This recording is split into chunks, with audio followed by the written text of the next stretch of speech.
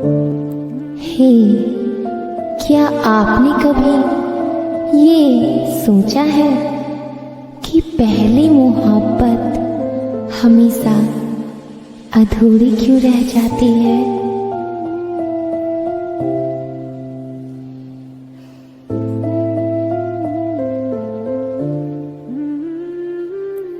जाने ऐसी किस्मत मेरी लिख दी क्यों खुदा ने, जाने ऐसी किस्मत मेरी लिख दी क्यों खुदा ने।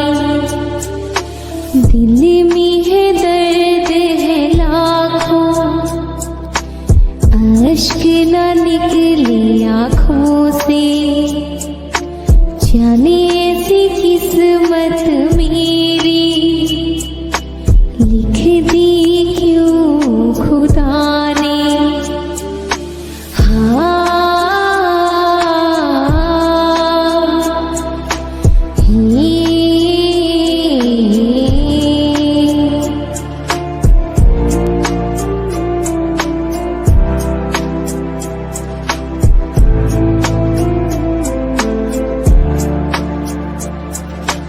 दिल को